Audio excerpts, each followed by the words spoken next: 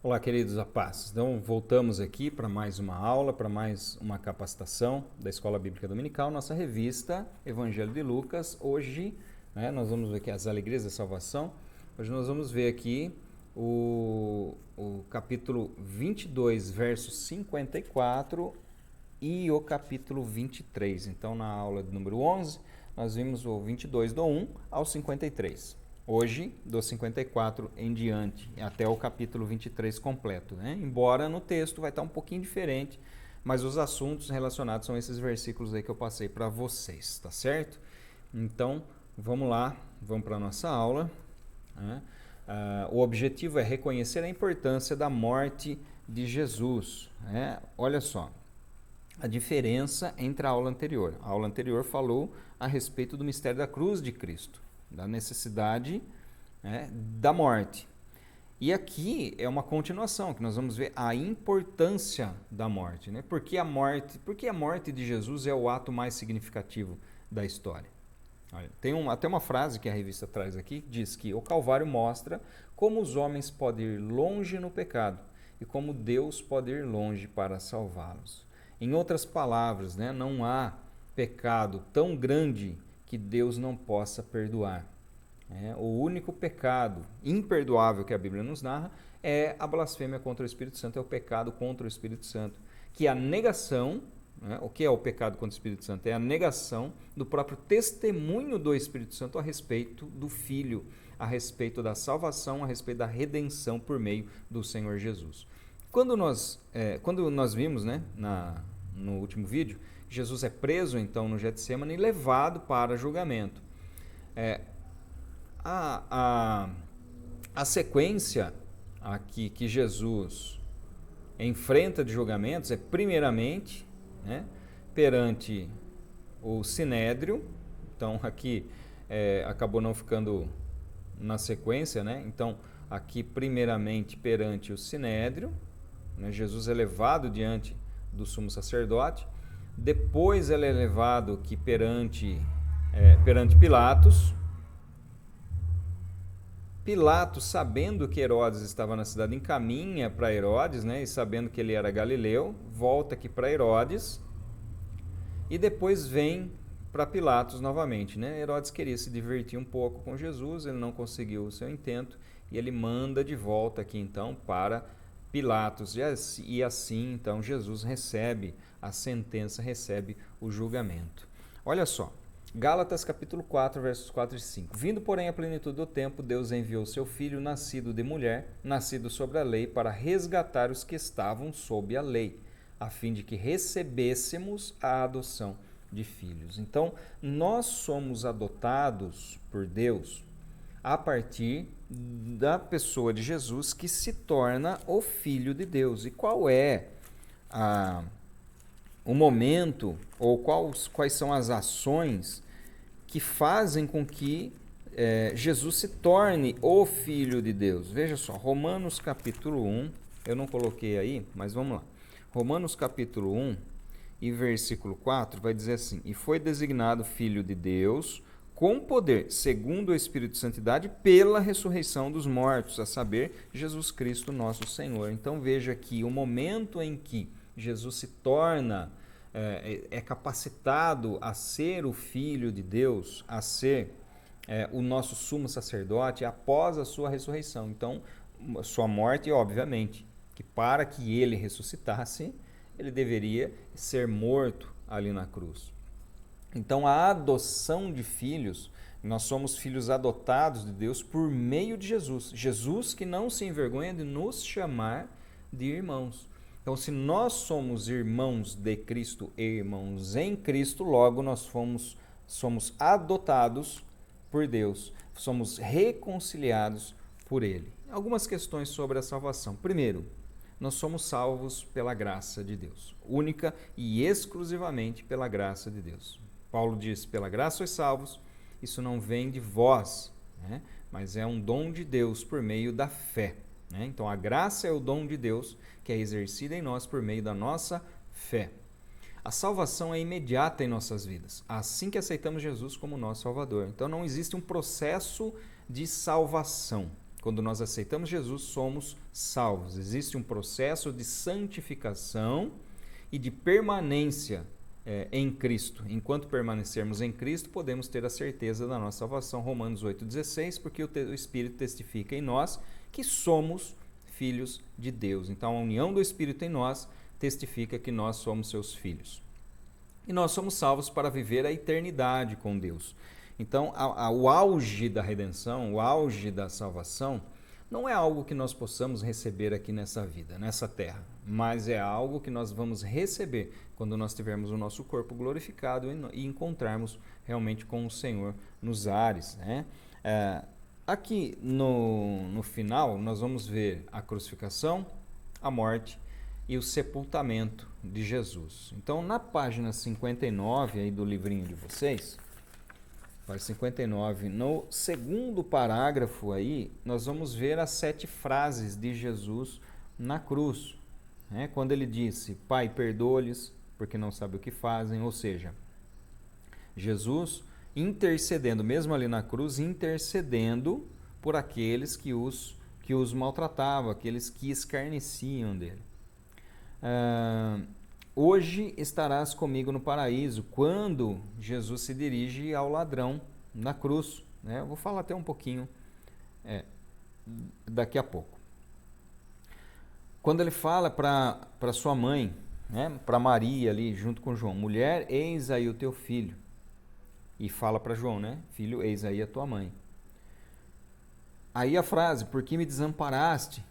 Quando os pecados então recaíram sobre ele, o céu se escureceu, a natureza tremeu, a natureza gemeu, exatamente pelo fato dessa separação espiritual, e esse era o cálice que ele se referia no Getsêmani, né? E ele diz, por que me desamparaste? Obviamente sabendo que Deus não havia o desamparado, mas que o pecado que recaiu sobre ele fazia então separação entre ele e o Pai.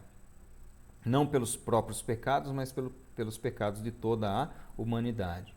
Aí ele diz, tenho sede, né? Revelando ali então a sua humanidade e os momentos finais, até que ele diz, está consumado, né? No grego tetelestai, que significa que foi concluído ali aquilo que era a obra, a provisão da redenção por meio do seu corpo, da sua entrega, por meio do momento em que todo o pecado da humanidade recai sobre ele, ele diz, está consumado. Ele ainda não havia entregado o seu espírito, mas ele diz, está consumado, porque todo o pecado já havia recaído sobre ele, ele já estava separado do Pai, espiritualmente falando. E aí ele diz, Pai, nas tuas mãos entrego o meu espírito, expira, e morrendo ali na cruz naquele momento, sendo traspassado depois. Nós vamos ver que Jesus é escarnecido, tudo dentro das Escrituras, tudo dentro das profecias, a salvação de um dos malfeitores, que era um desses que recebeu a palavra de Jesus, né? Ainda hoje estarás comigo no paraíso, embora algumas pessoas fazem uma interpretação aqui, né, desse texto que Jesus diz, né, que hoje estarás comigo no paraíso, diz que Jesus na verdade disse assim, ó, em verdade te digo hoje, vírgula, estarás comigo no paraíso. Querendo dizer que ele não estaria aquele dia com Jesus, mas que um dia estaria com ele. Olha, isso é contrário à própria gramática utilizada no grego aqui, em outras vezes que Jesus usa essa expressão amen, amen, lego, que é em verdade te digo. Quando Jesus fala isso, é claro que ele estava falando naquele dia, em verdade. Ele não precisava dizer, eu estou dizendo hoje. É claro, se eu estou dizendo alguma coisa para vocês, é hoje que você está ouvindo. Então não há necessidade dessa redundância, olha, hoje eu te digo. Mas Jesus disse, em verdade eu te digo, hoje ainda estarás comigo no paraíso. Então, a salvação, no momento em que Jesus expira, o Espírito de Cristo é entregue, né? O Espírito de Cristo é entregue nas mãos do Pai, que é aquilo que ele próprio diz ali como a sua última frase antes de expirar. Naquele momento, a treva sobre a terra, terremoto, o véu do santuário se rasga ao meio. Então, a treva sobre a terra, o terremoto aqui representa exatamente a reação da própria natureza, em função da morte de Jesus, da morte do Filho de Deus.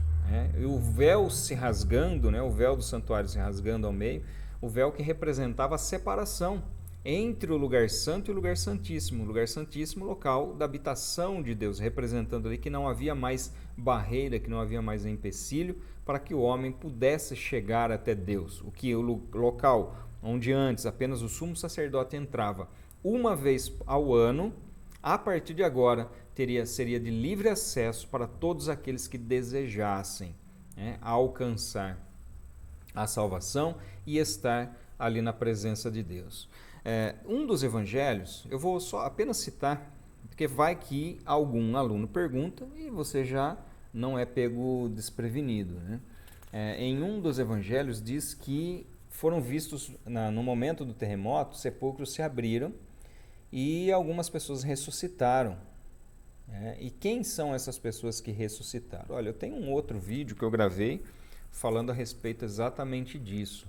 Eu dou uma explicação melhor. Eu vou apenas resumir aqui e vou encaminhar o link caso vocês... Aliás, eu vou deixar o link na descrição. Melhor ainda, eu vou fazer o seguinte. Aqui, ó, agora que vocês estão me vendo, eu vou até me colocar inteiro aqui na tela. Ele vai aparecer aqui, nesse lugar aqui, vai aparecer um card aí que vai falar a respeito, vai mostrar um link para direcionar você para esse vídeo que fala a respeito desse assunto, Quem são aqueles que foram ressuscitados, tá certo? Mas aqui, uma resposta rápida, foram pessoas que haviam morrido naqueles dias, a exemplo de Lázaro, que morreu, Jesus ressuscitou, a exemplo do filho da viúva lá na cidade de Naim, que Jesus o ressuscitou também. Então, a exemplo desses que voltaram à vida ali no mesmo corpo, esses também foram ressuscitados e foram vistos por muitos como testemunho ali do milagre, das maravilhas que aconteceram após a morte do Senhor Jesus. Então veja que Jesus ainda não havia ressuscitado. Tá? Eles são ressuscitados e após a ressurreição de Jesus, eles foram vistos por muitos ali na cidade. Mas eu explico melhor no vídeo lá, dá uma olhadinha se você tiver essa curiosidade, tá certo? E por fim, Jesus é sepultado no túmulo de José de Arimateia, que era um homem rico, ali, um homem influente, que era seguidor também de Jesus e vai lá pedir o corpo para ele, porque o normal das pessoas crucificadas eram serem jogadas em valas comuns. Então os bandidos eram abertas valas comuns e eles eram jogados lá de qualquer jeito. E aí, sabendo disso, José de Arimateia vai lá e pede o corpo para que ele seja sepultado da forma correta, de uma forma digna. Então, para a reflexão final a respeito desta lição. Então, nós vimos que a questão central aqui é reconhecer a importância da morte de Jesus para a nossa salvação e ver os detalhes dessa crucificação. Jesus morreu por nós para que não vivamos mais para nós mesmos. A partir do momento que nós aceitamos a Cristo, morremos para o mundo, renascemos novas criaturas. Ora, se é Cristo que a partir de agora vive em nós, que nós vivamos segundo o padrão realmente de Cristo, que não sejamos mais nós, mas que seja Cristo vivendo em nós. Todo cristão é um missionário enviado ao mundo para anunciar a vida que está em Jesus. Paulo disse o seguinte, prego a Cristo e este crucificado, ou seja, o centro da pregação do Evangelho sempre foi e sempre será a encarnação, a morte, a ressurreição e a ascensão de Jesus aos céus, tá certo? Então, assim nós chegamos ao final dessa capacitação aqui relacionada à lição de número 12. E a gente volta daqui a pouquinho, a gente volta no próximo vídeo aí falando da última lição que nós teremos aqui dessa revista, a lição de número 13, com o título O Filho do Homem é Vencedor. Então, que Deus abençoe e até logo.